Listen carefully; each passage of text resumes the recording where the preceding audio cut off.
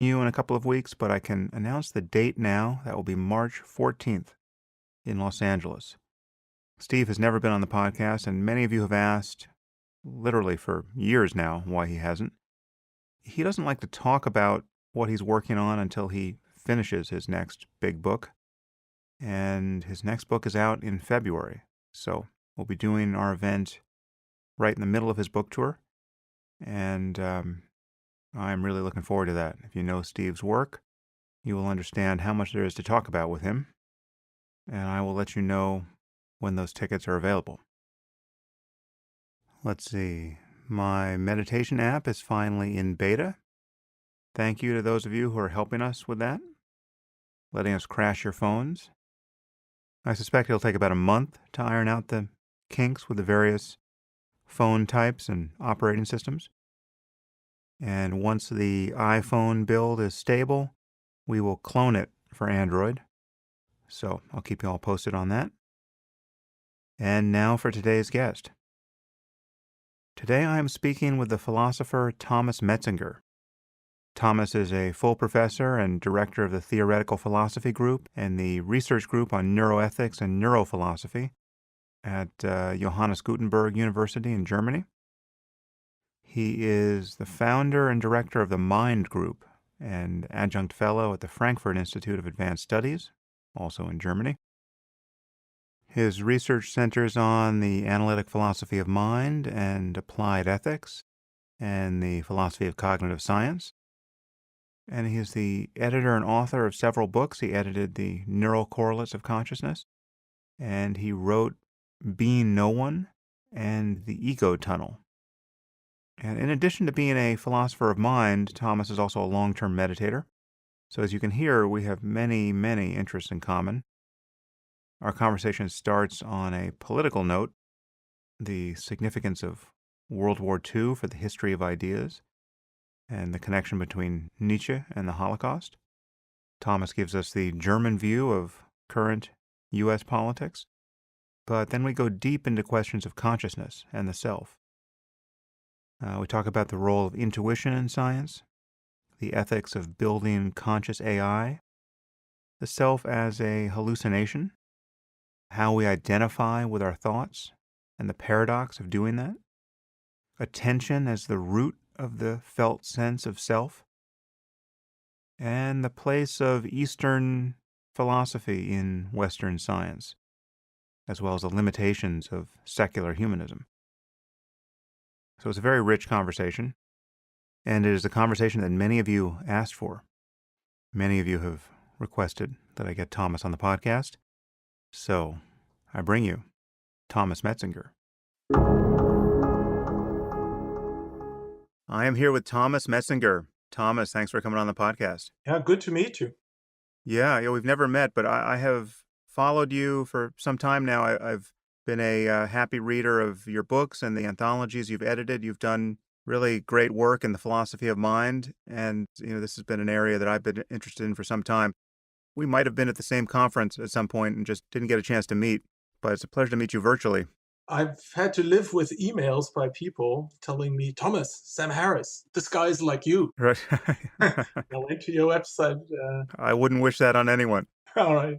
So, Thomas, tell our listeners what your focus has been in philosophy in general and what work you're doing now. And then we're going to get into, obviously, questions of consciousness and AI and the self and all your areas of interest. But how do you summarize what you do as a philosopher at this point? Well, my core competence is in something that's called analytical philosophy of mind. That's where I come from. Done that for about 3 decades. But one thing that is special about me is that I have done it in very strong cooperation with neuroscientists, cognitive scientists, AI people for about 30 years. So my job has been to open up analytical philosophy of mind for a deeper and more productive interdisciplinary cooperation. I've got a lot of resistance for this in my life. It was bad for my academic career. But now, 5 years younger, there were 4 people in Germany like myself, and now it's just like a people's movement. all of the good young philosophers have one empirical area like dreaming, social cognition, predictive coding, where they're really good and they combine this. Um, but in this country, I got all the resistance. Yeah, what form did the resistance take, and what specifically was it focused on? Oh, many different types. First, in Germany, philosophy has very strongly meant history of philosophy. Secondly, something like naturalism has always had a bad press. Um, People who thought, at least I have learned this as a student, that empirical sciences could contribute anything like bottom up constraints for conceptual work, just hadn't understood what philosophy was in the first place because it was purely a priori theorizing. But then there's also this territorial thing. I think you have recently had, for instance, to take this example of a freedom of the will debate too. We had a very hot one a little earlier in the public. And a typical event was that prominent neuroscientists said there is no such thing as freedom of the will. And it got to a point where philosophers said, listen, this is not to be decided in the hard sciences at all. This is a philosophical problem, and there will be a philosophical solution. And then my friends from the neuroscience said, you're beginning to understand it. It's not your problem anymore. We have solved it. And then all of the humanities just rose in protest. So it's also a question who is allowed to answer which questions. So you introduced yourself as an analytic philosopher that is usually contrasted with continental philosophy. Has the European commitment to what is known, perhaps mostly in the States, as continental philosophy, is that part of the problem here? It's part of the problem. Now there is pretty much of a peaceful coexistence. It has gone through many stages, but you must also see the historical situation. In World War II, we have either murdered or driven out of the country all of the Jewish intelligentsia. So many teacher-disciple relationships were completely cut off. And I'm very grateful to the generation of analytical philosophers who came before me to reconnect us, to the global discussion again, to mankind's philosophical conversation. That was something that had to be established first after World War II, because there were many people who thought the hottest and most recent stuff is Heidegger. Who had more than a superficial connection with the trends that got so many people murdered and exiled. Of course. Yeah. Well, so that's a fascinating moment of intellectual history, and this is not something I'm sure someone has written about it in Germany, but in English, I haven't read much about the way in which the war affected philosophy. But it's interesting to picture those teacher-student relationships being severed and Germany becoming isolated as a result. Well, there are many deeper dimensions to it. I mean, one is every German child at one age discovers what has happened. I still very precisely know the moment when I discovered the atrocities my tribe had connected. I don't know if you want to hear the story. Oh, I would love to. But how old are you, Thomas? I'm 59.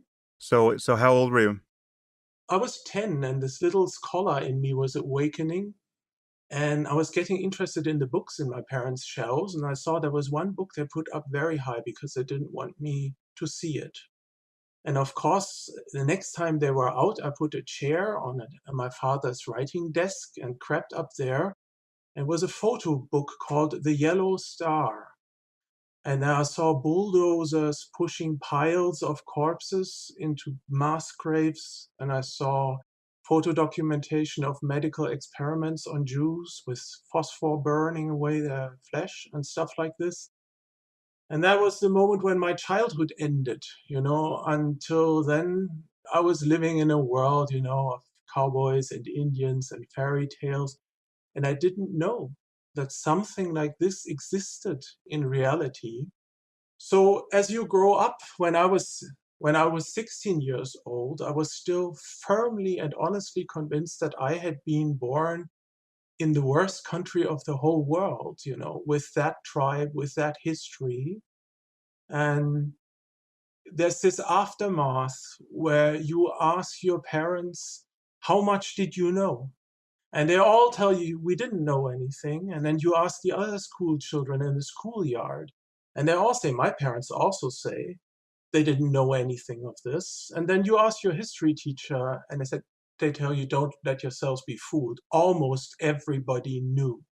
At what point in school do children begin to learn about the Holocaust? Is it somewhere between 10 and 16, or is there a standard year where this? I wouldn't know the curricula, maybe 14, 15, you get it in history at that time. And then I'm coming back to philosophy. Of course, young intellectuals, if you study philosophy, for us, the whole thing was completely different than for you, because we were all trying to find out what in our own intellectual tradition made this possible. Uh, Where did this come from? Nietzsche, the genealogy of morals. You, because we have been a great philosophical nation with German idealism and everything, and then a very urgent question is, how could this happen? So studying philosophy meant something else for us. Yeah, it's like an intellectual and moral autopsy. Yeah. Did you come up with any answers there, or are there any answers that are agreed upon? How was it possible? Oh, well, there's a century-long European tradition of anti-Semitism. And what many people don't know in this year is that Martin Luther, for instance, was a hate pundit. He was the first person to explicitly in his writings say that the synagogues have to burn. And what many people also don't know is that the Reichskristallnacht actually was a birthday present for Luther, who had his birthday. It was like celebrating a birthday party into his birthday. It was a gift the Nazis made to, the founder of Protestantism. So there's a deep connection to the church over the centuries. But then there's also plain old racism and some philosophical contributions. The story on Nietzsche, as far as I know, is that basically he was misused by his sister and the Nazis, and that his philosophy really is only in its misinterpretation something that could be useful to the worldview of Nazism. I must say, I've never been totally convinced of that, given some of the ranting one encounters in Nietzsche. What's your view of that? That's, of course, a long story, but of course, he couldn't be a fascist and he couldn't be a Nazi because he couldn't be that. I also, technically, I don't regard him as a philosopher because he, in my view, doesn't have a serious interest in the growth of knowledge. He's more a racist writer. But if you look at the genealogy of morals and you imagine you're a young German, then what you take away from it is we are a warrior race. The Jews are smarter than we are. The Jews have come up with something, I'm quoting, to poison our blood. They are poisoning our blood with Christian morals. And they have done this. And the only thing we can do is remember that we are stronger, not smarter, but stronger because we are a warrior race. So we have to get rid of this, Christian moral of the slaves and so forth. And that was, of course, a preparation because imagine you're a young intellectual at that time, and this is presented to you as one of your best philosophers. Um, that was dangerous and that was not innocent. And that was certainly a preparation for what came afterwards. Well, that's fascinating. I want to just go again. This is a topic I was not aware we were going to stumble on, but I can't leave it. Neither was This is great. It's not often I get a direct window onto this experience, or that people even have this experience. So your description of what it was like to be a child stumbling upon that book and the evidence of the Holocaust that had not yet reached you, and then the experience of talking about this with parents and friends who talk about it with their parents, and getting a kind of denial really, it sounds like a blanket denial that anyone was aware at the time what was happening. And yet the official story from your historians and your teachers of history is no, of course, more or less everyone knew this was happening. And the whole culture is complicit on some level. How do you reconcile those two pieces? Because in terms of Germany's reputation, it is much more of the latter sort, that Germany has quite famously really lived in a kind of purgatory of self-criticism since World War II, in a way that Austria hasn't and Japan hasn't. I mean, in Austria and Japan, you have a more or less official denial of just how morally dark their behavior became. But with Germany, everyone seems to acknowledge that there has been an impressive and perhaps even sufficient degree of hand-wringing over the Holocaust and over World War II. But it sounds like your experience is one of where the grown-ups are more or less living in total denial about that. How do you square those two things? Well, the last witnesses are dying right now. Right now, many have finished their lives in denial. They have also been psychologically traumatized. For instance, my father had to go to war with 17, and he wrote a book about things he couldn't talk about. They have seen horrible things as children. And he told me when they saw 800 American airplanes fly over the Rhine Valley in broad daylight using the Rhine Valley and counted them as children, and they came back without their bomb load. And then it was the first time it dawned on them that they might not be winning this war, like everybody told them. Um, so actually, I didn't want to go this direction at all, and but now it of course connects to Trump and your political situation, because I think as a German we can bring a unique perspective onto what you are living through right now. So I'm so very grateful for the US, for the thousands of beautiful young men that you have sacrificed, to defeat the generation of my grandfather and my father. You brought us democracy, the Marshall Plan and everything. And now see how this has played out 70 years later. You are lying on the ground in a very serious situation. And we are one of the most stable democracies in the whole world. It's completely bizarre to be a German right now. Everybody is tapping on your shoulder and saying, hey, you are the leaders of the civilized world now. Are you aware of this? Do something. All the young people come to Germany, want to study here. The financial criminals from London are starting to relocate to Frankfurt. Even the southern Italian mafia is in Stuttgart and in southern Germany. Everybody likes it. Everybody thinks this is one of the most stable countries in the world. And now, on the other side of it, everything is crumbling apart 70 years later on the other side of the Atlantic. And one of the many things I think we can bring to the table is there will be an aftermath. And you should think about this too. Trump is not going to last very long, but there will be an aftermath to this. Children will ask their parents questions. What have you voted? Have you stood your ground? What have you done, Daddy? Where were you in these decisive years? This is not going to be over when it's over. There will be a deep intergenerational rift in the society, and it will be a major threat to social cohesion that you may need decades to get over. So there will be an aftermath to this bizarre Trump episode right now, and you better think about it now, how you want to go about it. And then there will be no aftermath to climate change. Climate change is going to go on for centuries, even in the best possible scenario. This episode is not going to be over. And, the US are now, I would call a climate rogue state. They're completely isolated from the rest of mankind. And your children and grandchildren will have to deal with that too. And it's difficult.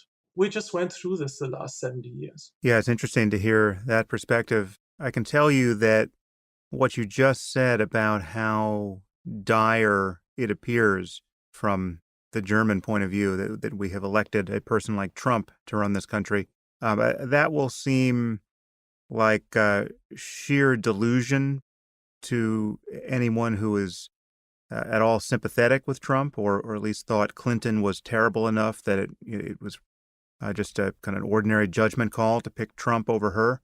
And it will seem hyperbolic, I think, to most people who are even worried about Trump. I don't want to spend any real time on him because I don't know how much you've listened to this podcast, but I probably have 20 hours of me shrieking about Trump on this podcast, and even those who agree with me are probably sick of it by now. So I have to sort of pick my moments here on this topic. But I take your point. I think we happily, with all the chaos that we see in the U.S. government at the moment, there hasn't been much concrete consequence to Trump's tenure and his incompetence and his narcissism, the way in which he's eroded the norms of our politics and civil society. It's been a fairly quiescent period in human history, despite the fact that North Korea keeps testing ICBMs and Russia keeps hacking the electoral process of democracies throughout the West. But I completely take your point that there's no telling how bad it could get with a person like him in charge. I'm not at all complacent on that topic. And, insofar as I can do anything on this podcast, I have made noise about this to the limits of even my fans' patience. But I want to move on to topics of our mutual philosophical concern and scientific concern, because there's just so much to talk about here. Well, may I just briefly interrupt before we leave that topic altogether? I went to your website when I got all these emails and said, okay, this looks good, but it's probably one of these American self-marketing robots. And then I had no time to read any of your books. Now you invited me, and during workouts, I now have listened to many of your podcasts, and I think you're doing a great job, and it's fantastic. And in bringing up this ugly hobby horse again and again.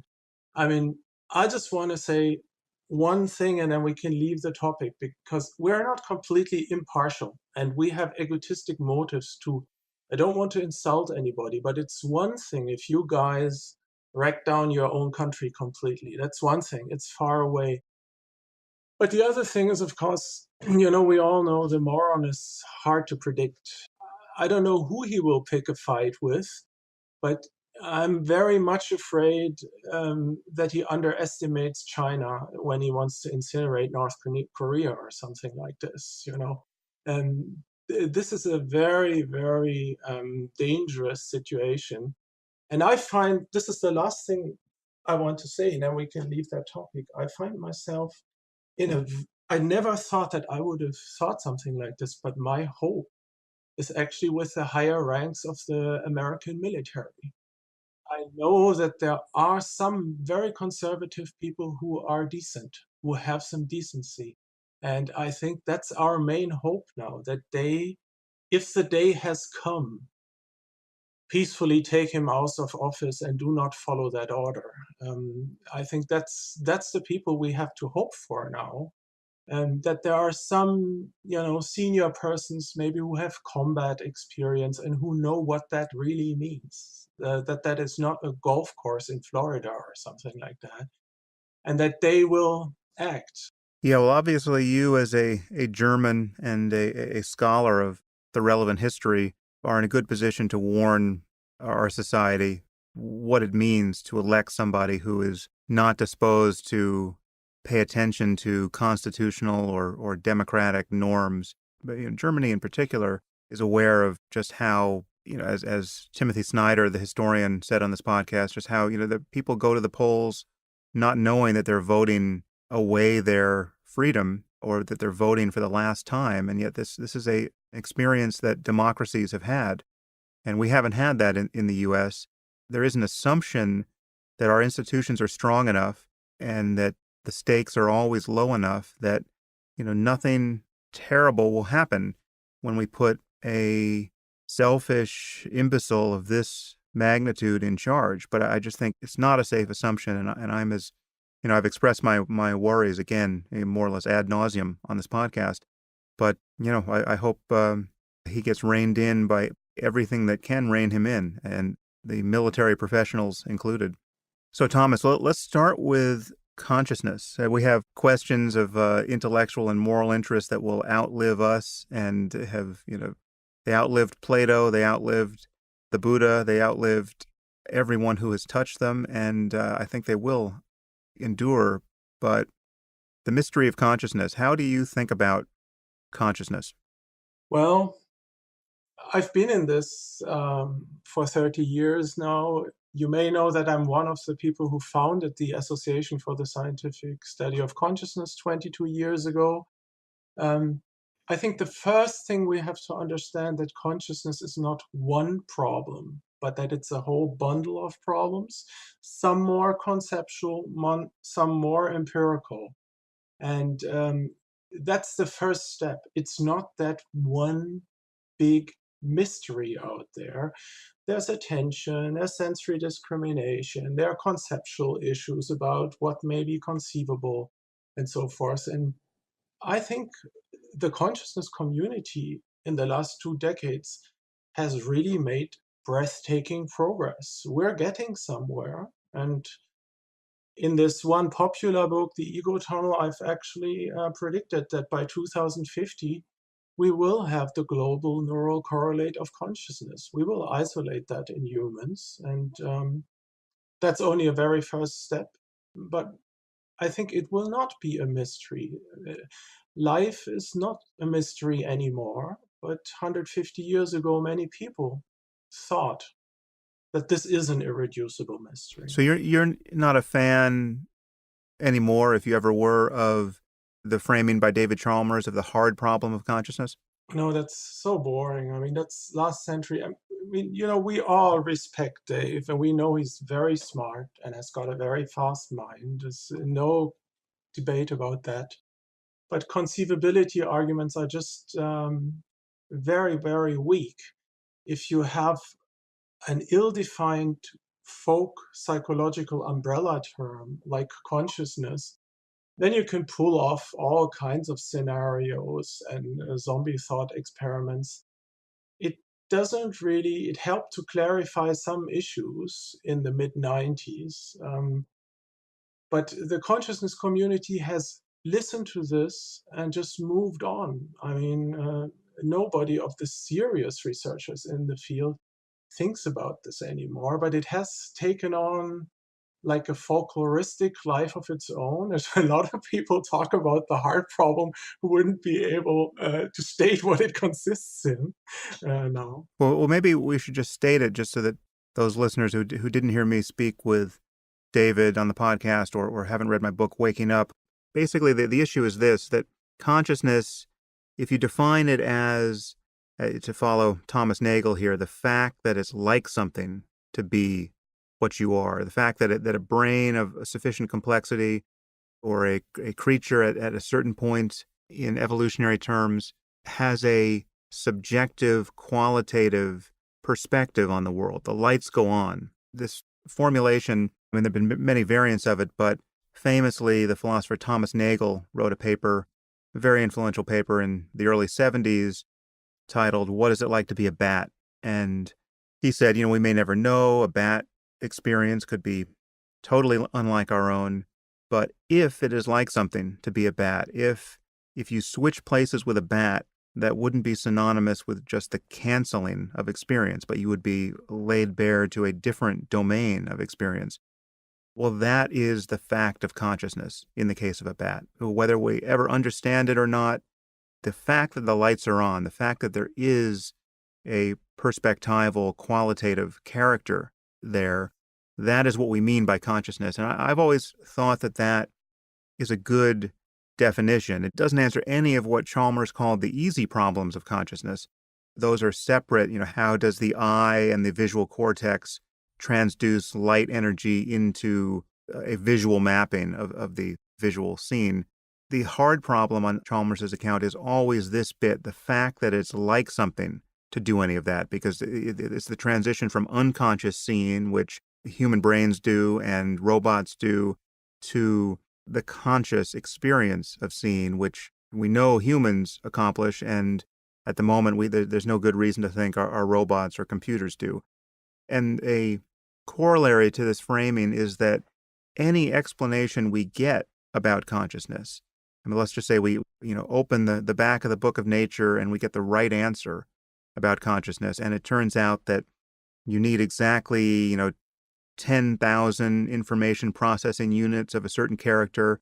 They have to be wired in a certain way. They have to be firing at a certain hertz. And just lo and behold, that is what gives you consciousness. And if you change any of those parameters, well, then the lights go out.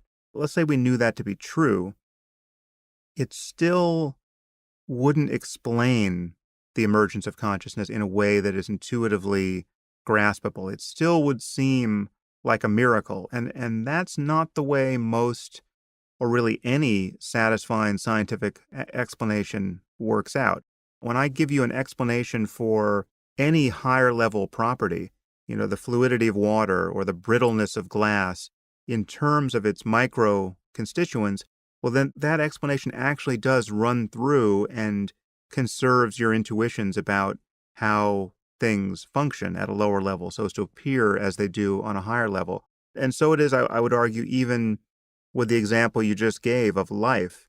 So you said that 100 years ago, or even less, 70 years ago, perhaps, let me get my dates right, it's more like 80 years ago, people felt that we would never have a satisfactory explanation of what life is or how life, the energy of life, relates to physical structure, and how heredity could be a mere mechanism, and how the healing of disease or from wounds could be just a matter of chemistry. But of course, with the advent of molecular biology and other insights, we figured all of that out without remainder, and therefore vitalism, or a notion that there has to be any kind of life spirit in matter, that has gone out the window.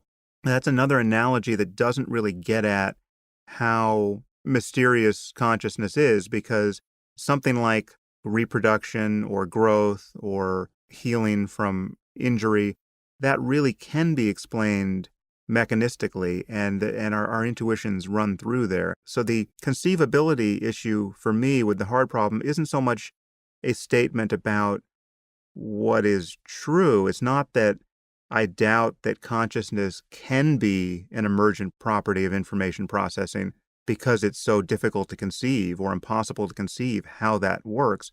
But it is just a statement about the seeming limits of explanation. It sounds to me that whatever you put in the space provided will still sound like the restatement of a miracle, which is really analogous to how, to take an analogy to cosmology, the idea that everything, including the laws of nature, emerged out of nothing, right? Like just things exploded into being. Now, that may in fact be true, but I would argue, or at least it seems to me, that it's inconceivable or uninterpretable, or it's not understandable. It's the statement of a miracle. And so that's really my fondness for the hard problem is a matter of epistemology more than it is ontology.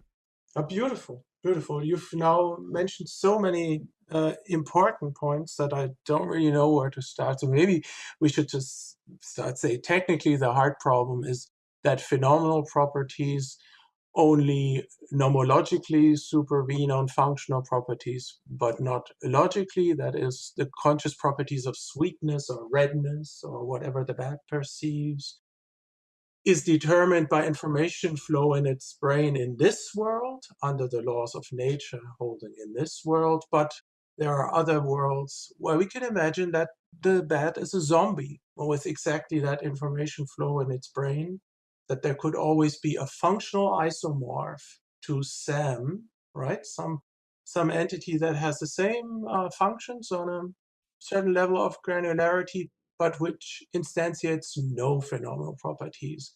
Thomas, I want to jump in here for 1 second because I want people to understand the distinctions you're making, and you used some terms that will lose most people who are not philosophically trained. So I think you hit upon that consciousness nomologically supervenes upon the physical or something like that. You should unpack that, and also Nomologically means under the laws of nature holding in our universe. Now, there could be other universes, logically possible worlds, in which these laws of nature do not hold. So the idea is that consciousness is determined from below, from the brain, may only hold in this world with these laws of nature, but it's not conceptually something that may hold across all possible worlds. That's the idea, that is the mystery that you are trying to isolate, that the mystery consists in the fact that we can always imagine that Sam Harris is a zombie, that he would even talk about his emotions and his color experiences, but he would not have any inner perspective. That's the idea. That's the mystery. well, I would strike a slightly different emphasis here, Thomas, just to catch people up. There's this argument that is I don't know if it originates with Chalmers, and he certainly made good use of it in his book, but this idea that we can conceive of a zombie, which is a being that functions and appears exactly like a human being, but has no conscious experience. The lights are not on in a zombie. It's just a perfectly humanoid robot that has no subjectivity or qualitative experience. Now, the fact that we can imagine such a thing does not even slightly suggest that such a thing is possible. It just may be that in order to get something that functions like a human being and seems like a human being from the outside, consciousness is always going to be necessary or will always come along for the ride. And I'm just agnostic as to whether or not that's the case. And, I think as we develop AI, we may, learn more and more about whether or not that's the case or cease to find it intellectually interesting. So I'm not arguing from the side of it's conceivable that there could be a zombie Sam and therefore there's a hard problem of consciousness. It's more that whatever I imagine the explanation to be, the idea that, the lights are not on and then they come on by virtue of some complexity in the system, No, complexity doesn't explain anything. Complexity is not good. But then you can keep you keep changing the noun, whether it's information integration or Sure. So whatever the answer is, and there have been various answers proffered in recent decades, it still sounds like just a brute fact that doesn't actually explain anything. And that again, it's not the way other scientific explanations, even with respect to life, function. Well, the last point may not be right. But what you're actually getting at is what is the value of intuitions? Can we demand of a good theory of consciousness that it gives us an intuitive feeling, this is right, now I've understood it? We would never ask this of a theoretical physicist. If they tell us something about 11 dimensions and string theory, nobody would say, this is completely counterintuitive. This has nothing to do with my life world. This is just brute facts they're stipulating. We just trust these people. They know math. They have theories with high predictive power. They're very smart. And we don't demand this intuition. I would say we actually do. I mean, this has been famously what has been so unsatisfying about quantum mechanics, which is that no one, Yes. not even Richard Feynman can pretend to understand it. All the physicists can say is that the math works out and it has immense predictive value, but it's still that is enough. Yeah, well, it could be enough. It could be enough, and I take your point about the limit of intuition in that our intuitions were not designed by evolution for us to grasp reality as it is. Our intuitions were designed to avoid getting hit over the head by another ape or to mate with his sister. Our intuitions are very crude, but again, we use certain intuitions that we have, whether mathematical or otherwise, to leverage ourselves into areas where our intuitions, our common sense intuitions, and certainly our folk psychological intuitions are not good. So I can certainly follow you there, but it still just seems to be the case that consciousness provides some kind of extra impediments here. So take something like platform independence. So like, if we assume that there's nothing magical about having a computer made of meat and consciousness is, as mind is, as intelligence is, clearly platform independent, and therefore we could, in principle, build conscious computers that were non-biological, how would we move, in your view, from having characterized the neural correlate of consciousness in people into being confident that the computers that seem to emulate that functionally and informationally are themselves conscious? What I'm imagining the future of AI will very likely look like is that we will build computers that pass the Turing test with flying colors. Whether or not we've figured out the neural correlate of consciousness in apes like ourselves, we will build computers that pass the Turing test and that seem conscious to us. But unless we fully understand how consciousness emerges, we won't know whether they're conscious. They might say they're conscious, they might seem even more conscious than we are, and we will sort of lose sight of the problem. And I know you think that, as I do, that the fact of the matter, whether or not they are conscious, is hugely important, ethically speaking, and it would be monstrous to create computers that could suffer. So let's perhaps bring the platform independence issue into this conversation. And I know I've been talking a lot. I want to kind of give you the full landscape of my prejudice and confusion so that you can run over it. No. It's all very interesting, and of course, I fully understand what you mean. But we have to think about intuitions a little bit. They have a long evolutionary history. If I have an intuition that an explanation is satisfactory, it is itself a kind of conscious experience. I don't know if you've ever thought about this. There's not only a phenomenology of redness. There's also a phenomenology of I just know this, but I don't know for what reason I know it or where the knowledge comes from. And in many cases, intuitive knowledge is fantastic. It comes from, condenses knowledge from the world of our ancestors. Just think about social cognition. If you have to set this intuition, this guy is dangerous or she is a good person. This is a way of computing itself. It doesn't generate sentences in your head, but intuitions. Now, the question is, could we ever be intuitively satisfied? I think we cannot, because our theory of consciousness will also tell us what a self is and what a first person perspective is. And that is something we will not be able to ever grasp intuitively, what's coming out of there. But to come back to your question, you know that for a number of years I've strictly argued against even risking phenomenal states in machines. We should in no way attempt to create conscious machines or even get close, because we might cause a cascade of suffering. We might just increase the overall amount of suffering in the universe. And just because of this reason, it's very important to have a theory of consciousness. We must have one. So what would we do if we have the global neural correlate of consciousness? That was your question. The hardware doesn't matter. We need to know the flow of information. What is the computation that is carried out?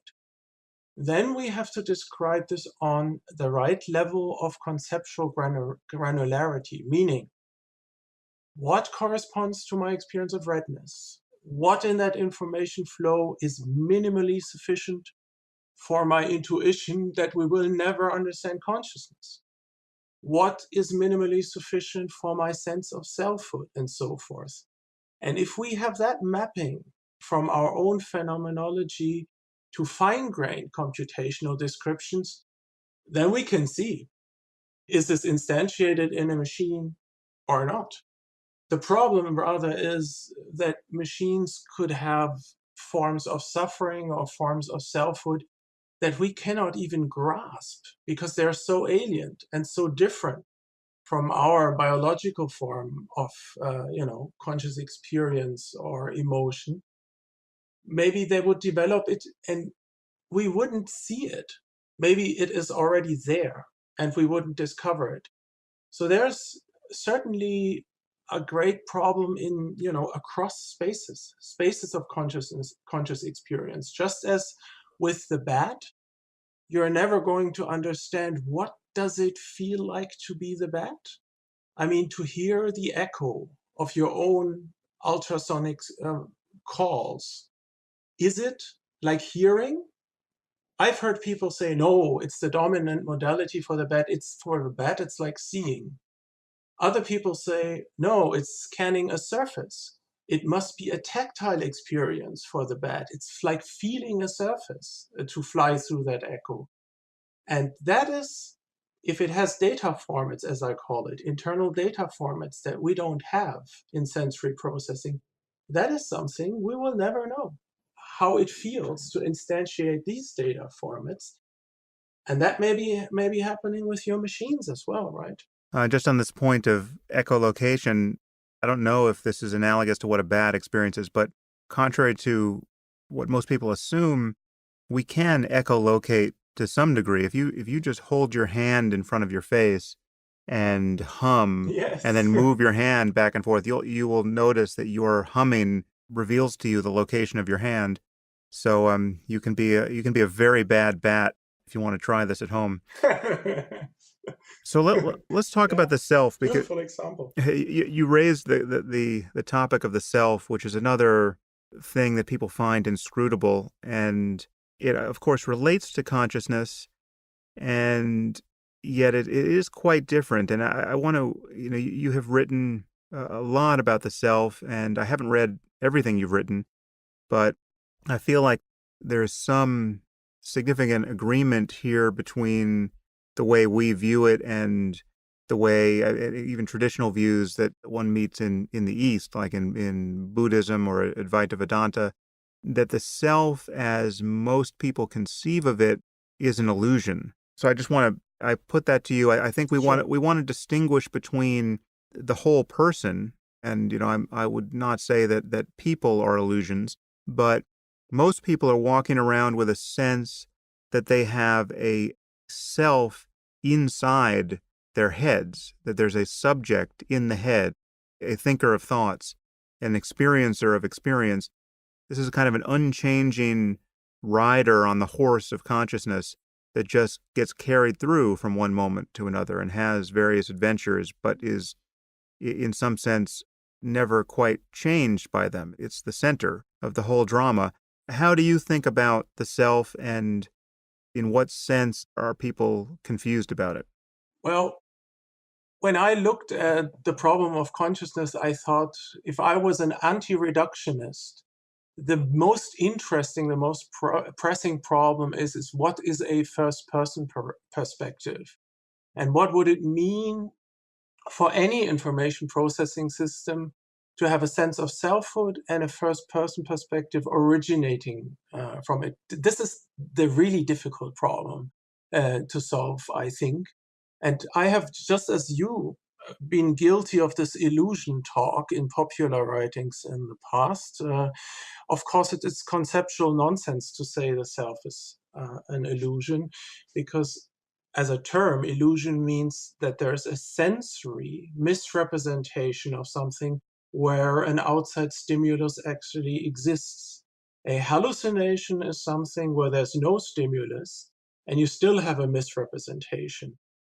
But this sense of selfhood is only partly a sensory experience. Of course, it is grounded in what I call the interoceptive self model, in inner sensations in the body, in affective tone, in the emotions, in elementary bioregulation. All these are important layers, but we have this robust misrepresentation of transtemporal identity. And I have always firmly said, you know this probably, that none of your listeners ever was or had a self, and that we can explain everything we want to scientifically explain about self consciousness in a much more parsimonious way, with much simpler explanations, assumptions, much simpler structural assumptions. So for me, the question is, in a system that very obviously has no immortal soul or no self. We don't find anything like that in the brain. How does this robust sense of selfhood emerge? Because that is really counterintuitive, right? Imagine people would try to believe that there is no such thing as a self. You cannot believe this, even if you want to believe this. Nobody can believe it. Let me stop you there because I not only Yeah, stop me. yeah. I mean, I not only believe it, I experience it. I don't know if you have any significant experience with meditation or psychedelics, or have you gone down that path to see if you could confirm any of the Buddha's claim here? Oh, I thought you knew that. Well, I do. I just don't know how far it's gone. Well, I'm a regular practitioner for almost 41 years. I've done many retreats. So on the 11th of September, I'll be a regular meditator for 41 years. I've been in many ashrams, monasteries in Asia, done long retreats. What practice have you done principally on retreat? Well, basically, just classic straight vipassana shamatha. The whole classical thing, you can imagine that if one is into this for 4 decades, one has phases and tries out things and experiments too. But it's just the classical thing here. And I've gone to many Buddhist silent retreats, for instance. Yeah, yeah, great. So then when you say that no one can believe or imagine that the self is an illusion or that the self doesn't exist or that it's a hallucination, to use your other term, what do you mean? Because clearly people claim to have an experience of losing their sense of self, losing the sense that there's a thinker in addition to thoughts, or that there's a seer behind their eyes. The thinker, if that's the whole thing, if it's just the cognitive self model coming to rest, if you just mean this pure experience of effortless mindfulness, seeing out of emptiness, if that is enough for selflessness, then I know what you're talking about. But I think there's a much deeper problem behind it. So if somebody really reports about selflessness and states where there was no self, and you're this conservative, stubborn, analytical armchair philosopher who cannot imagine consciousness without self-consciousness, they will always say this is a performative self-contradiction. If you weren't there, why do you have an autobiographical memory of it? If you weren't there, this is not an episode of your life. So actually, I don't have to, believe your phenomenological reports about this because they contain a logical contradiction. That's one aspect. Another aspect is you may not imagine how many philosophers have such a lack of imagination that they always conflate self-consciousness and consciousness. There are so many people who think that this perspectival centeredness is a necessary aspect, but I can give a technical reason for this. If you try to mentally imagine a selfless experience, that is a mental action, the act of imagination, and it creates a sense of effort, a subtle sense of effort, and that's the selfiness. That's where the selfhood sits in the act of trying to imagine it. So you cannot imagine it. It's just like Thomas Nagel in his beautiful 1986 book, The View from Nowhere, thought he could imagine the universe from nowhere. But of course, this wasn't the real thing. This was not a mystical experience. This was just an armchair thought experiment of a philosopher where he never lost the sense of self.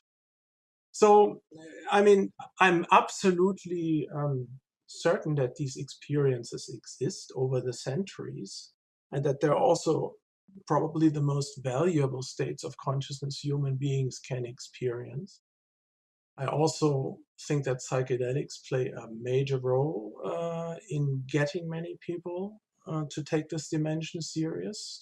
Many of the meditation teachers in America have taken the standard route, which was to start with LSD in the 60s, then see this is not sustainable, go to Asia, become monks, and then return and become teachers here. That was the standard route for many, to first experience ego dissolution with a pharmacological stimulus, and then suddenly see the depth and the meaning that is there, but at the same time see, this is a little risky and it's not sustainable, and then go about it in another way. Yeah, that was certainly my route. I did it later, but I basically recapitulated the 60s curriculum for myself in the 80s.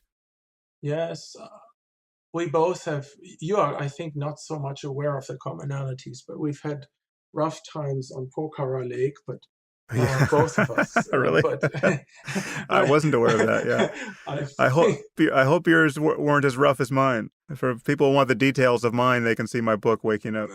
you're putting me in a difficult situation because you're asking me to admit to illegal Yeah. activities in the public here. It's just us, Thomas.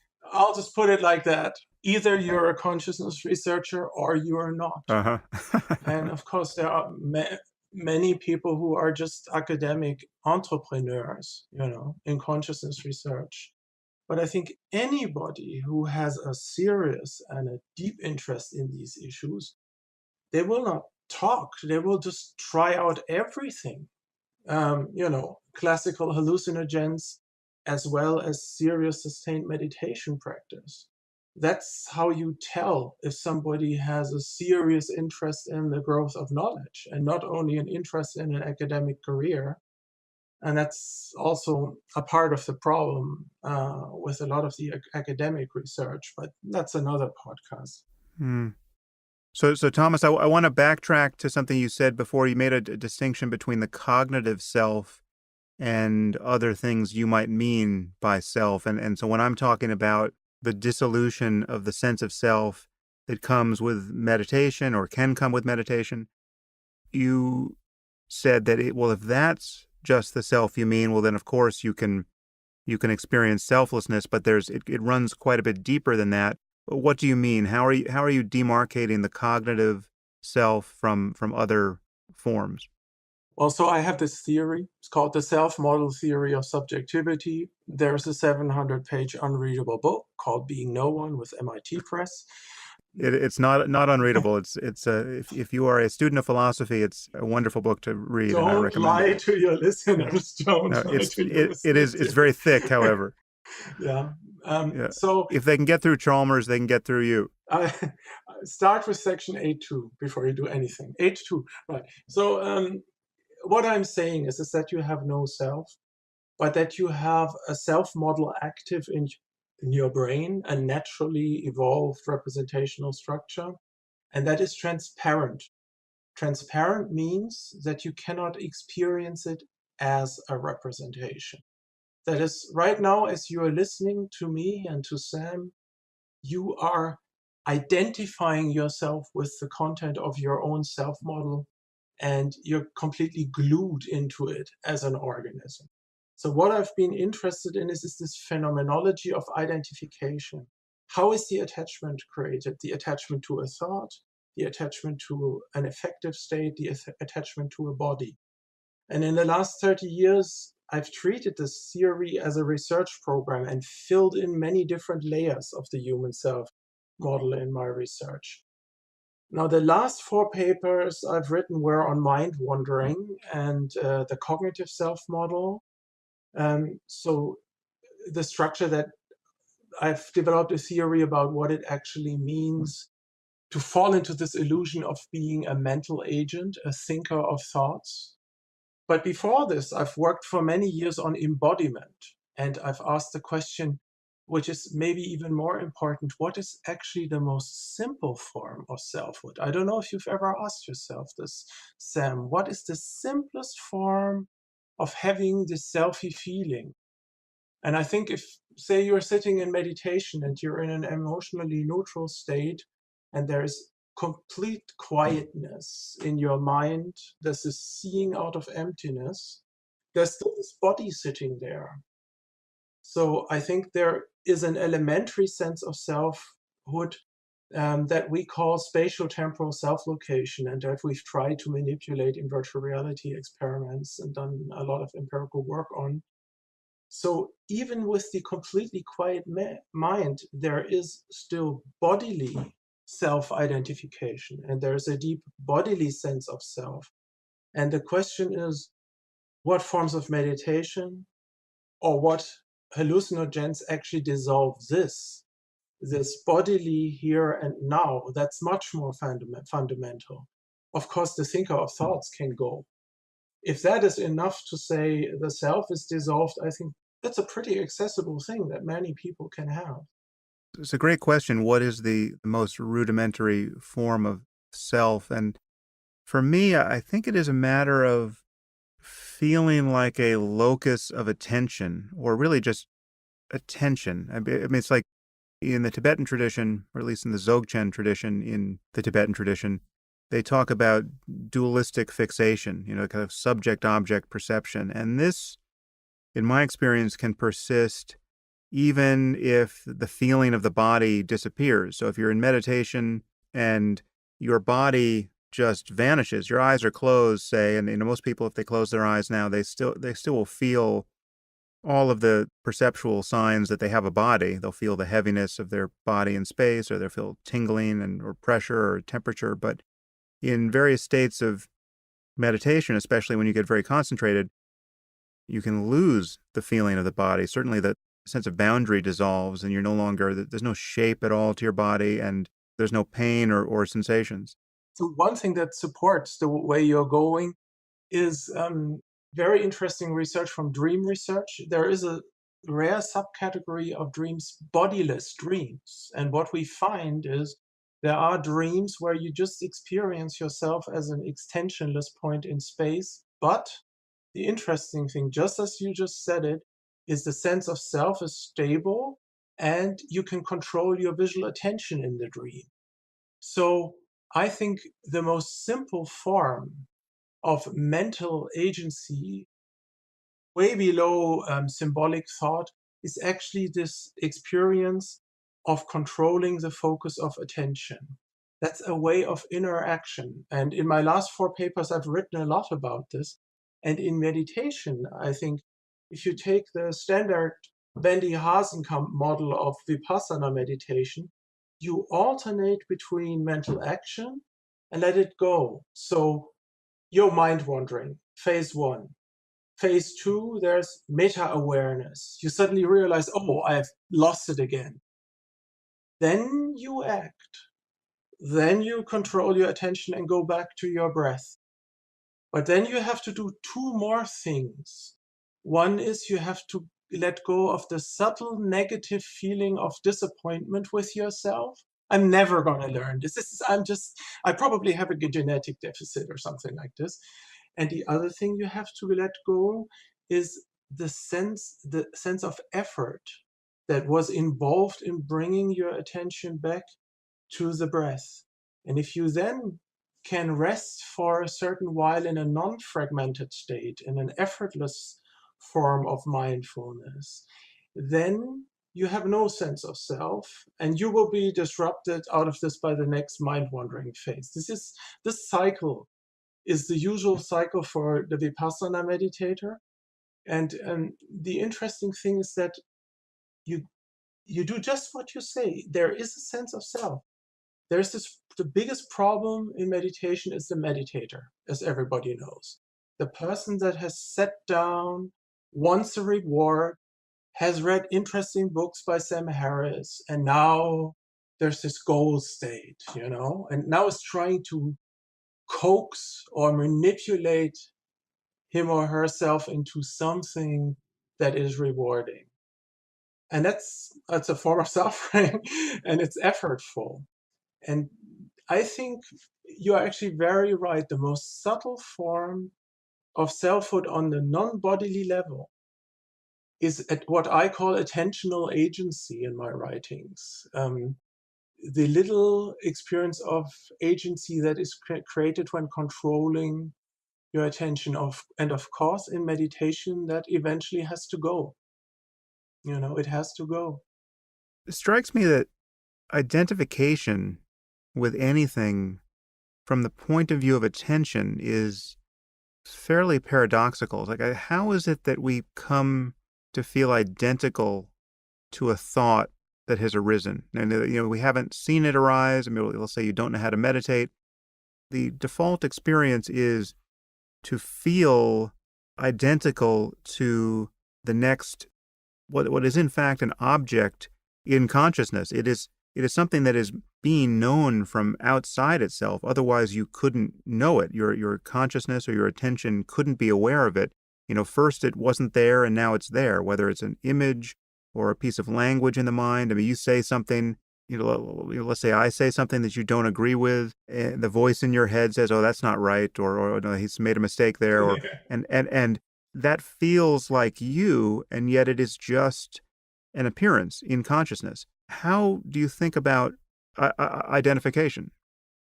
Well, it is a horrible source of fragmentation. I don't know if you've noticed this. There is this, if you let it be, there's this holistic quality of the wholeness of the moment. And the moment uh, this identification is there, there's this fragmentation of the space of consciousness in it. It starts to, break apart into different elements. So I have a theory about it. It's called the cognitive affordance theory. So there's a neuroscientist in the US is called Paul Chizek, and he has a wonderful theory saying that what the brain actually does is it navigates an affordance landscape. Now, affordances is an old Gibsonian theory from psychology, which says what you actually perceive is not the chair, but this is something I could sit on. And you don't perceive the glass of water, but this is something I could reach for. That is the actual content of the perception. And that there is a lot of neuroscientific data that actually supports that. Now, what I'm saying is that the mind-wandering network, which is becoming known in the brain right now, is actually, it's not entirely in overlap with the default mode network. I call it the DMN plus network, but we don't have to go into neuroscience here. So it actually sets up an internal affordance landscape. That is the biological function. So all these thoughts that you see arise in meditation are actually proto-selves or proto-thoughts that are calling out to you, think me, pursue me. I am the last of my kind. I will never come again if you don't think me, right? So the idea is that prefrontal cortex executive areas latch onto elements from the default mode network that continuously compete in you, and then you identify. To put it differently, to give you an image, I think when I'm sitting in meditation and one thought after another comes, it is like a long line of children queuing up, standing in front of you. And every child raises his arm and it wants to be seen. And it wants to be briefly being hugged, else they won't go away. They won't go away. And what you actually have to do is you have to notice every single one of these proto thoughts and, as it were, briefly pick them up, hold them to your chest, and then let them go. And then the next child stands in line. And if you do this for a certain while, just observing them without an observer, in a quality of choiceless awareness, let them come, don't suppress them, no effort, just see them. Then they also wither away. That's the classical wisdom. That is what human beings have discovered centuries ago.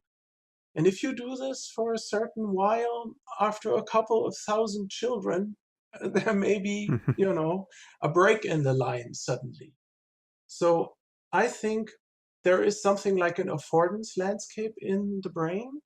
And these are affordances for inner action. It's not like the chair or the glass of water, but it's a cognitive or an affective state that says, Feel me now, this memory, when she said to you, can we not just be friends?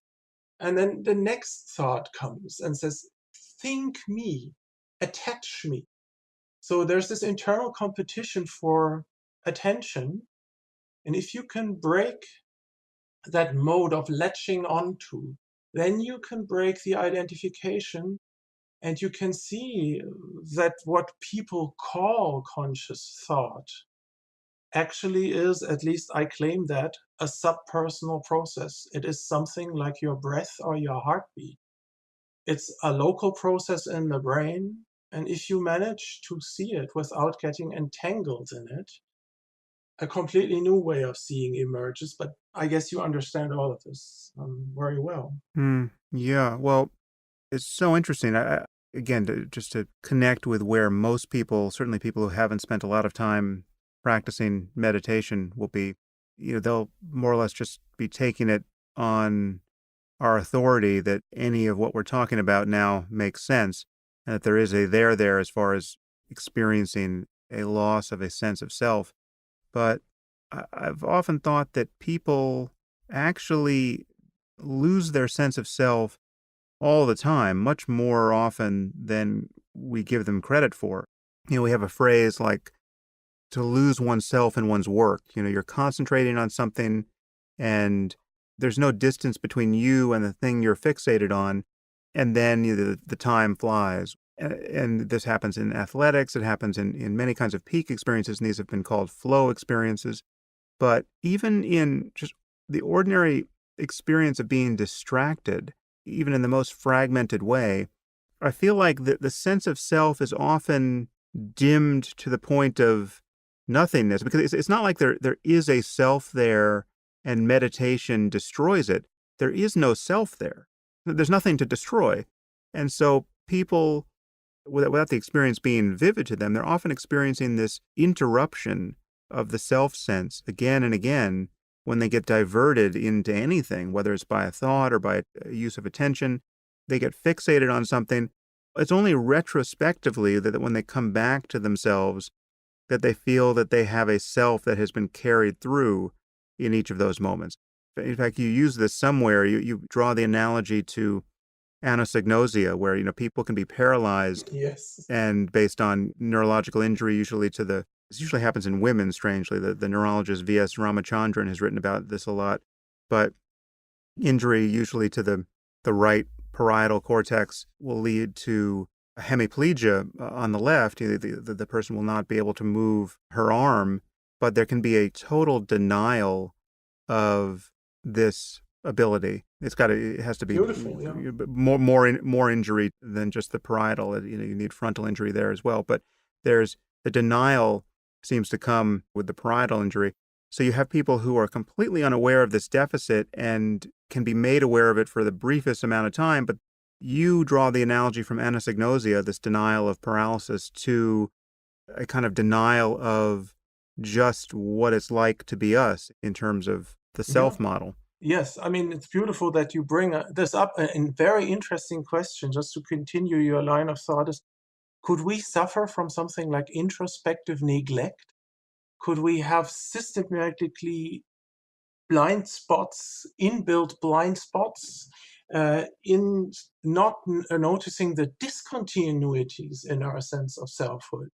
And they are everywhere. That is what is so beautiful about this explosion of work on mind wandering now, because it Hmm. shows that so many things that philosophers have thought about what thought really is are false. We are all losing it hundreds of times every day. I will never forget.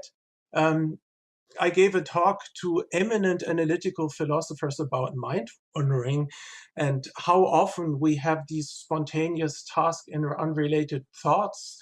And this really excellent philosopher says, what do you mean? I've been listening to your talk for 1 hour. Are you saying I've not been an epistemic subject all the time? And I said, oh yeah, you lost it hundreds of times briefly for 300 microseconds. And it just didn't compute, and it got to the point. I told them there are all these empirical data. If you test people, we are off target for 30 to 50% of our daytime, and we don't realize it. We have introspective neglect, and we are off target for completely out of control mentally for 2/3 of our conscious lifetime, if you take your dream life as well. And then it got to this point that this other wonderful American philosopher actually completely denied the empirical data and said, I know what this is. We are intellectual athletes. Only normal people have this. And actually, just the opposite is true.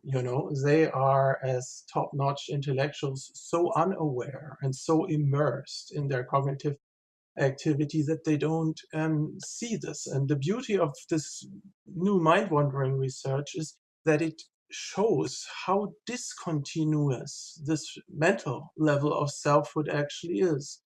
I have formulated an empirical hypothesis. I call it the self-representational blink. So I'm saying there must be these, black shutters, and that it must be possible to experimentally detect this. But you don't have to do science or meditate. Every normal person can see this. If you're sitting on a bus stop and you just watch your thoughts, between two thoughts, there is something between two thoughts. What is seeing that? It's not the thinker. It's not the attending self. What is it that is, it's as simple as that, that is aware of the gap between two thoughts? It's analogous to what happens with the visual suppression during a saccade. You're moving your eye from point to point in your visual field, and in that movement, we have as just our default mechanism, we suppress data from the visual cortex so that the visual scene isn't continually lurching around with every eye movement. We essentially are functionally blind in those moments. It's analogous, it seems to me, what you describe with thought there. We're not noticing the breaks in the chain. Exactly. There's an automatic filling in process. Unless we're training to notice them, yeah. Yes, and isn't it important to train that? Yeah, it's amazing that, this to speak culturally and as a matter of the strange history of ideas, it is an amazing lack of facility and lack of awareness we have managed to accomplish in the West on this point. The introspection really never got off the ground in the West. We had a brief moment with people like William James, who seemed to think there was something to be learned by paying attention to the flow of conscious experience. But then with the dawn of behaviorism and the way in which we, for understandable reasons, tried to understand the mind by understanding the brain and behavior merely, we really have to import some of this methodology and some of these ideas from the East.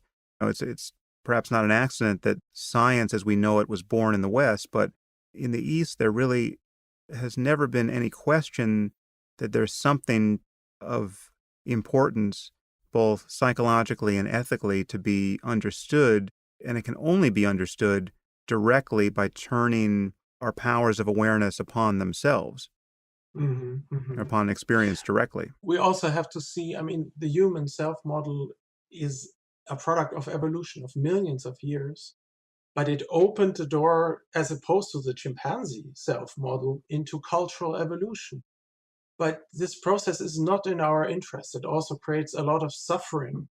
The self model we have as human beings is really something that brings a lot of conscious suffering into the world, and it was not optimized to make us happy. It was optimized to make us greedy, to have many children, to continuously compete. There are many nasty inventions of Mother Nature that have been embedded into our self model, like, for instance, self-esteem, this sense of self-worth that drives human beings forward, and makes them follow religions and stuff like that. So it is really important also to understand the foundations of this process that has got us here from two perspectives at the same time. From an internal first person perspective and from the perspective of science. And what is actually better is if we could have a zero person methodology. That's one step ahead. And I think that is the great contribution the Asian cultures and Asian philosophy have made. But we also have to admit, I mean, I understand you have traveled in Asia a lot, just like I have done. These countries are all in terribly bad shape, in terms of, hospitals, freedom of speech, democratic culture. It hasn't served them well in certain other aspects. Whereas we have all the technology and rational thinking and are burning out with acquired attention deficit disorders here in an ever accelerating, technological environment.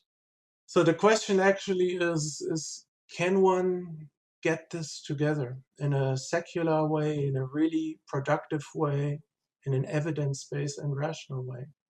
Yeah, no, I fully agree that the culture has not yet been created that fully embodies the totality of human wisdom at this point. I mean, what clearly we need rationality and empiricism, third person style Western empiricism of the sort that is typical of Western science. And we also need an understanding of where third person methods stop, or their cash value can only be expressed by being paired with more and more clear observation of what it's like to be us in a first person sense. And all of this has to be wrapped up in an ethical worldview which prioritizes what we, in fact, want to prioritize. I mean, what does it mean to live a good life? And what does it mean for 7 billion people to attempt that project? We're not there politically, economically, culturally, but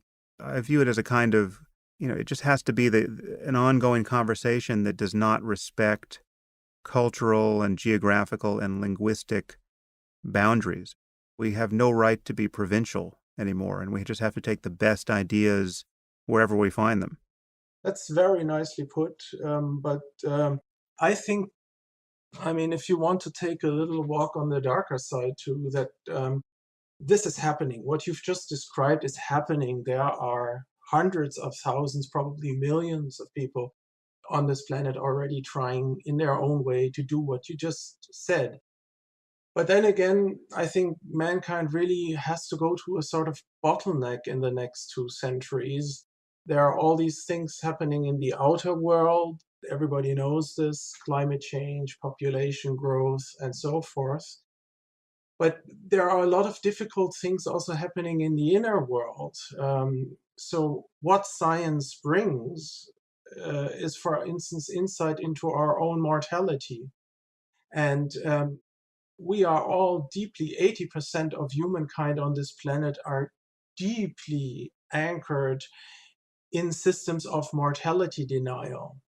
And I think many of the spiritual traditions that you've mentioned that have developed this practical knowledge of meditation are also systems of mortality denial. And that is something that moves and fascinates me for a long time. How you can, at the one hand, you can have, say, super philosophers who are just so smart and have perfect cultivated intellectual honesty and rationality, and on a psychological level are really crippled human beings, eaten alive by their own ambition, somewhere on the autism spectrum, not able to feel their own body. But then on the other hand, you can meet, as I have done, you can meet these monks and nuns with 15,000 hours of practice, and they say, come, come, come to us. Tell us about your, with open hearts, tell us about your consciousness philosophy in the West. We want to know all about it. And then you say, well, we don't believe in reincarnation. And then da da da da da da, the shutters go down, and all that open-mindedness is suddenly gone. And it is very difficult. There are many Buddhists in the West now who pose as secular Buddhists in a certain sense. But my suspicion is that, I don't know, I'd really be interested in your opinion about this, that for many long term practitioners, serious practitioners, there is some delusional core to it because they need something to motivate themselves to sustain a systematic practice for so many years. There is something untouchable always, some irrational belief system. So they are often not liberated from tradition. And I perceive this as a problem. I don't know if you have the same experience. Yeah, well, long ago I wrote a short article in a Buddhist magazine, in the Shambhala magazine, titled "Killing the Buddha," and there I argue that, with the Buddhists, insofar as there's any wisdom to be brought from Buddhism into the current moment, Buddhists or fans of the Buddhist teaching and fans of meditation practice have to get out of the religion business. And that's not still not a very popular position, although I would point out that, let's say you believed in the doctrine of karma and rebirth as a Buddhist, the logic of it is really counter to what most people assume. It's not that rebirth is a good thing. It's not actually classical death denial. It's not that people want there to be rebirth. If you told a Tibetan Lama, we prove there was no such thing as rebirth, and when you're dead, you're dead, that would actually be good news from a Buddhist point of view, because they conceive of this wheel of becoming to be intrinsically unsatisfactory, and that the project is of getting off this wheel of rebirth, no longer grasping at experience. Actually, this connects nicely to the final topic I think we should touch here, because you sent me this wonderful short essay that you wrote, which I think is still unpublished, titled "Benevolent Artificial Antinatalism." This is a hard phrase for most people to parse here, but it connects here because there is what you call an existence bias that we all have, which is we assume that existence is a good thing. And what you do is describe what you do in that essay, and this connects really everything we've talked about here: matters of life and death, artificial intelligence, the prospect of building conscious artificial intelligence. Give us the summary of your thinking there. I have been involved a little bit in the ethics of artificial intelligence. There's a lot going on here, constant public debates. But I think this debate is just about to become stale. Everybody parrots each other and repeats the same old arguments, but there is a much deeper dimension to it, and we actually haven't noted it. So this Barnes scenario, short for benevolent artificial antinatalism, is a kind of a thought experiment. It goes like this. Let's suppose a full-blown superintelligence has come into existence. It's autonomously self-optimizing itself, has an enormous factual knowledge and general domain-independent intelligence, and it has irrevocably become much more intelligent than human beings. It uses all of the internet, all of mankind's scientific knowledge, and it's continuously expanding its database. Now, we accept this. We are its creators. We acknowledge this fact. It's an epistemic authority to us. But it is also, that follows from that, an epistemic authority in moral cognition. So we also recognize this aspect is much better in thinking about ethics in an analytical way. So for us, it's an established fact that the super intelligence is an epistemic authority in the field of ethical and moral reasoning. And it's benevolent. That is, there is no value alignment problem. It will never try to dominate us. It doesn't compete with us. The system fully respects our interests and the values we originally gave to it. Fundamentally altruistic, supports us, including political counseling, social engineering. So what you're describing is the absolute best possible case. This is exactly, if we do everything correctly in building artificial intelligence, this is where we would hope to arrive. Yes, but the whole point of the thought experiment is that even this may present us with a great risk because the superintelligence knows many things which we don't know about ourselves, for instance, about introspective neglect and things like that. It knows many things we don't understand, sees deep patterns in our behavior, extracts abstract features of our brain dynamics, and so forth. It also has a deep knowledge of the cognitive biases that evolution has put into our cognitive self model, and it sees why we cannot really think in a rational, evidence-based manner about ethics.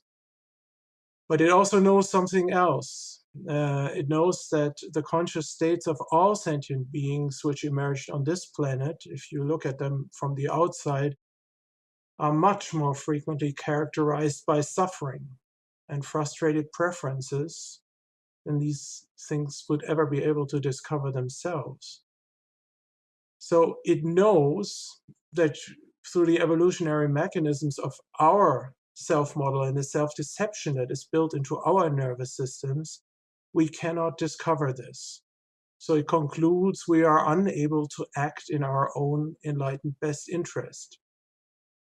And then it also discovers that we shouldn't only maximize happiness, but that we should actually reduce suffering, because that is much more urgent. It discovers philosophical points that negative feelings in biosystems are not just a mirror image of positive feelings, that there's a much higher sense of urgency for change in suffering, and so on and so forth, that there's a phenomenology of losing control and losing coherence of the self. And it comes to the conclusion in the end that because of this asymmetry between suffering and joy, there is an even higher value, namely minimizing suffering in all sentient creatures. So it's an ethical superintelligence, not only in terms of processing speed, but it comes to qualitatively new results, what altruism actually means. And now it comes to the result that it would be in our own best interest to not exist. Conceptually, it knows that no entity can suffer from its own non-existence, and it suddenly concludes that non-existence is in the best interest of all future self-conscious beings on this planet. It knows empirically that we are completely unable to realize this fact because we have this thing, existence bias, and that is what you asked about. I find this one of the most fascinating topics. I've dubbed it existence bias because that may be actually the core of selfhood. This craving for eternally continued existence. A superintelligence had no difficulty, imagine, to turn itself off.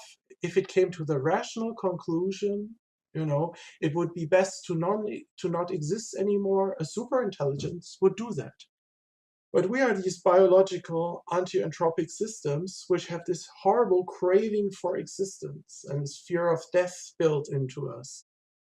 And this makes us unable to see certain very important truths about our own conscious way of being in this world.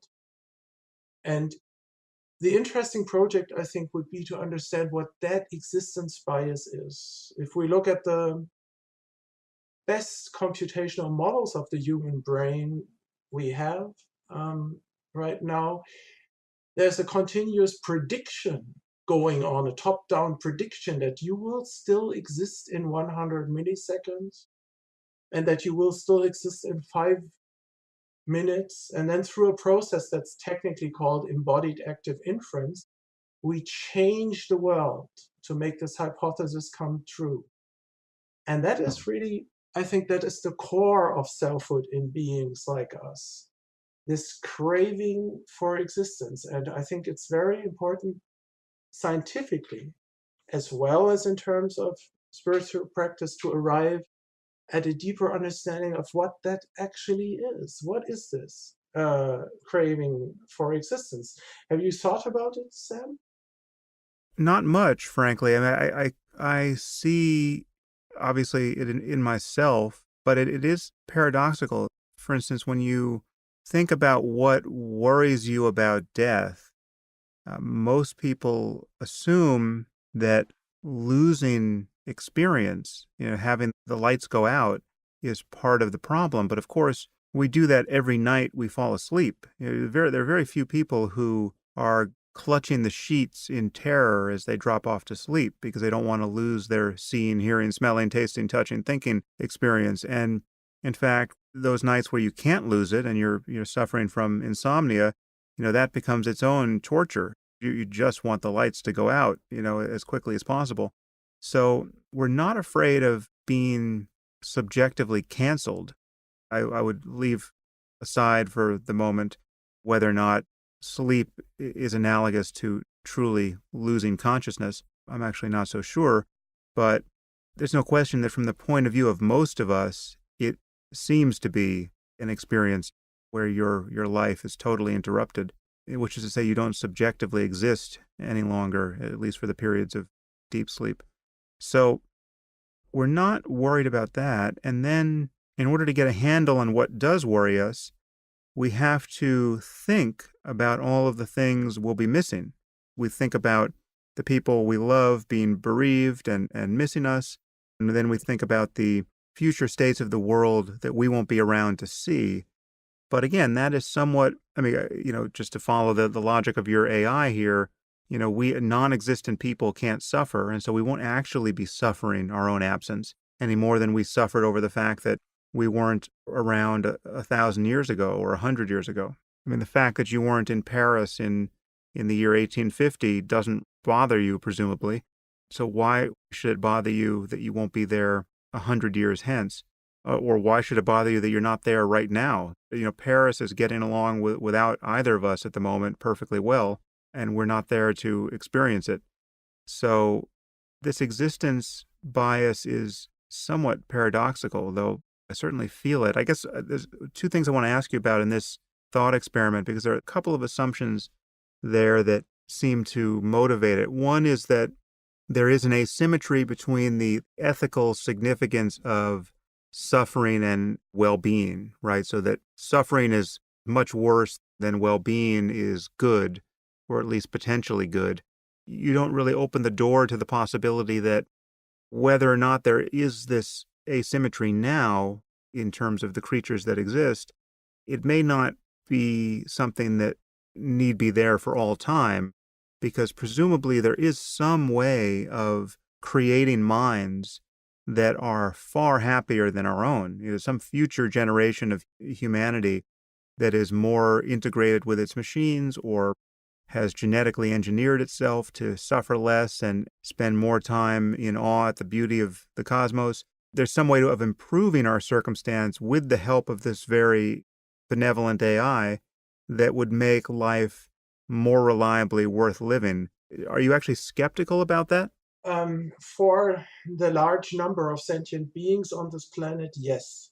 So there's an empirical premise in the thought experiment about which I've just given you some parts, and the premise is that the AI discovers the functional architecture of our brain is so rigid that it cannot be changed. I mean, another possibility is, of course, that an AI helps us to become enlightened. I mean, this sounds much too Californian for me. I don't like to go there. But the empirical premise is that this can't be done, to change the suffering to happiness ratio in human beings in an interesting way. But this may be just false. We might be able to do it, and AI might be able to help us. Maybe we've had a super intelligence on this planet 2,500 years ago. I mean, you're this Buddhist, maybe you have noticed that what I'm asking for here actually is a neurocomputational model of the craving for existence. And this has been mentioned as Bhavatana in the second noble truth, the thirst for existence. This has been conceptually isolated in the core of the Buddhist teachings. So I think this would be a highly relevant topic for computational modeling and so forth. But I don't want to avoid your question. Um, I think there are three circles of suffering on this planet. That's the way I think it to myself. There are 7.3 billion human beings that suffer. There are 60 billion farm animals in factory farming that suffer for human beings. We don't know how much number of wild animals suffering. Most of the conscious wild animals have two preferences. One is to live as long as possible, and the second is to procreate. But more than 90% of them get eaten before they can even procreate. So there's massive preference frustration. And one could argue that even if the AI would make all human beings into enlightened vegan Buddhas, so all the factory farming would stop and all human beings would stop to suffer, there would still be this ocean of suffering around us, the wild animal suffering. So I think if one goes deeper into this, um, this world is really a very problematic place to be in. And the early Buddhists, I think, have said that too. But I want to add one more point that should be up your alley too. I think the human self model has something like a chasm or a rift.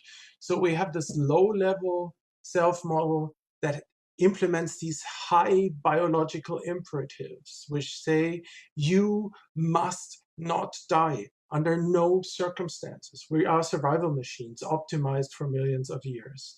And as opposed to everybody else on the planet, we have this brand new cognitive self model that tells us your predictive horizon will shrink to zero. You will die. So information gets into our self model that should not be there. It creates a constant internal conflict. The explicit conscious knowledge about our own mortality with the deeper levels in the human self model. And that, I think, has to do with the evolution of religion. I think religions are what I call it adaptive delusional systems that help human beings in mortality denial. And I think also the criticism of the jihadi fundamentalist as somebody who's very irrational is actually a bit superficial, because what is actually happening is we cause unconscious fear of death in these other cultures. That is why they are ready to sacrifice themselves. It's not only that they need a little bit of rational argument and evidence.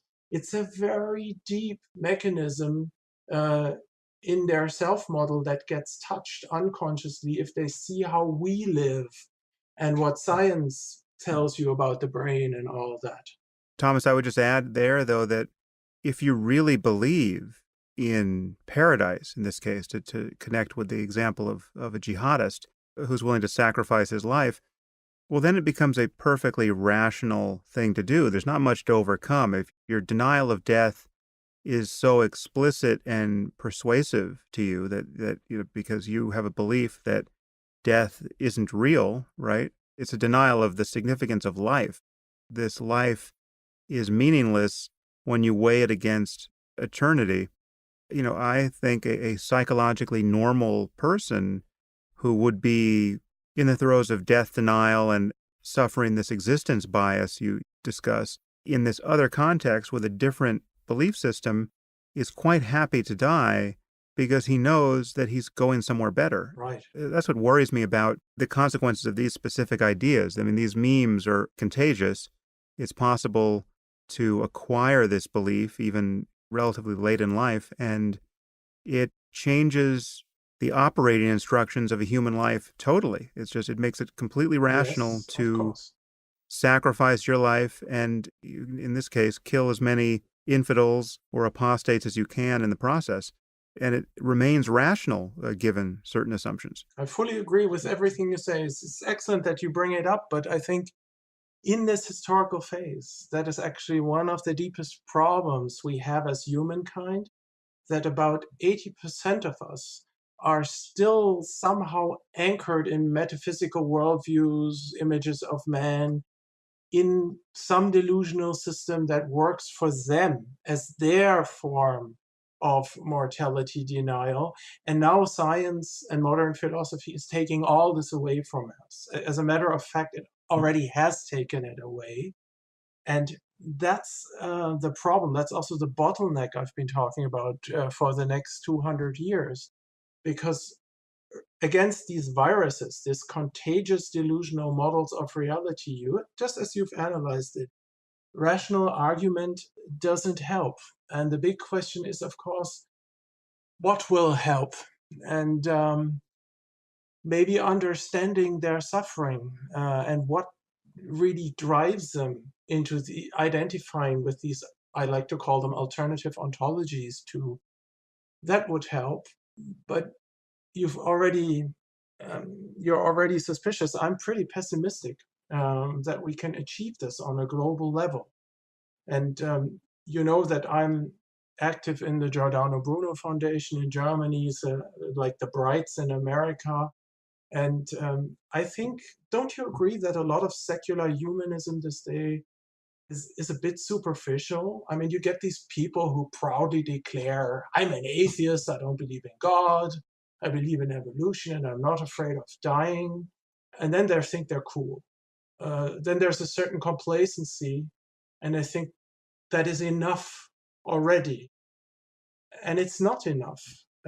I think we need something like a secularized spiritual tradition or something like that. Yeah, no, I've been thinking about this for many years. I kind of stumbled into my identity as an atheist because with my first book, I wrote a book very critical of religion, but I actually never used the word atheism in the book, in the End of Faith. And it was only after that book was published and you had this phenomenon that really started in publishing first with the new atheists, and you had me and Richard Dawkins and Christopher Hitchens and Dan Dennett being treated as a kind of four-headed atheist in terms of the reception our books got. It was only then that I got inducted into this conversation about atheism per se. But atheism, on my account, is really just a way of clearing the space for better conversations. It's not itself a philosophy, it's not an ethics, it's not a worldview, and it certainly doesn't select for people who are especially in touch with some of the things we've been talking about. Let's say, the utility of meditation, say, or the people who are most sensitive to the prospect of radically transforming conscious experience moment to moment, the people who have sought out various spiritual technologies, whether it's psychedelics or meditation or yoga or something, have tended to do that in a context which is just riddled with religious confusion. It's whether it's New Age philosophy or some traditional contemplative context. They become Buddhists, they become Christian contemplatives. They grab the concepts from half a dozen traditions that they find attractive and jettison the rest, and they wind up with something Yes, of like course. what Deepak Chopra peddles to people. And it's philosophically and scientifically indefensible in many respects, and then therefore becomes an object of ridicule by atheists who are, very clear in what they don't want to endorse. But yes, there's clearly what we need is a spiritual, for lack of a better word. I mean, I always use that word in scare quotes, and ethical worldview and methodology to put in place of all of the indefensible versions that have come to us courtesy of religion. It has to be embraced in the spirit of science and logical and empirical rigor, but clearly there's more to the story than just understanding the brain and the mind in third-person terms. I mean, we have to figure out what we mean by a life worth living, what the horizons of the well-being of conscious creatures actually encompass. How good is it possible to feel personally and collectively as a human being given our circumstance? And how do we build a civilization that maximizes for the flourishing of conscious creatures like ourselves? And I mean, it could be that the thought experiment you just gave us is in fact true, and we are now stumbling toward a future where we will discover that the wisest source of ethics in the universe we know about tells us that it's better to pull the plug. That's an interesting scenario. But I suspect that it's possible that our navigation of the space of possible experience is more open-ended than that. And it's just, we have to find out how to navigate in a landscape of mind and possible minds where it's possible to suffer excruciating and pointless misery for a very long time, and it's possible to move as far away from that as we can conceive into spaces of just purely creative aesthetically beautiful, intellectually rewarding contact with the cosmos, both within us and without us. And, whether we can drag the hyenas and the rats and the squid along with us to do more than just suffer, I'm skeptical. But, maybe we'll just be putting MDMA in the water supply as we leave this planet and wish them well. Well, as you know, it tastes Yes, really that's bad. true. There's a wrinkle. Yeah. Uh, uh, uh, uh, all the things you have just said is where the two of us really converge, I think, where we really see things in the same way. I think the mindfulness movement worldwide now has a real superficiality problem, and the mirror image is really the secular humanism movement has a superficiality problem too. And I mean, one question one might ask is if we don't need something like a consciousness ethics. That's a term I've coined, so that we complement traditional ethics not only by asking what is a good action, but that we systematically ask what is a good state of consciousness. What states of consciousness do we want to foster or cultivate in our societies? Which states of consciousness can we show our children? Which should we force upon animals or not? Should any states of consciousness be illegal in our society? Or I don't know if how many of your listeners have ever asked themselves these questions. In what state of consciousness would I eventually like to die? That's also an important question. And maybe a discussion about the value of different states of consciousness could get us where we want to go. There's much more to talk about. We really have just scratched the surface of our areas of common interest here. But I see that we are at the end of about 2 hours and getting to the end of my studio time here. So I think we should just table it for next time, Thomas, because we've got more to do, and I'll have you back on the podcast, and we will get into the details. Okay, it was really great to get to meet you, but I have an urge. There's two things I really need to say because I've listened to your podcast now. I Sure. think you've really achieved something here. You've created a novel public space where there previously was none. And in difficult times like this, I think it's quite an achievement. And a second thing I wanted to say is the way that you are organizing and orchestrating intellectual resistance against the moron is really admirable, I believe, from our European perspective. And I just want to say you should have no misperception. And I've gotten a bit of media attention in my life too, and I know how this feels, the hate mail, all the crackpots, the trolls on Twitter. But there's something you should never forget, and that there's a very large silent majority of us out here who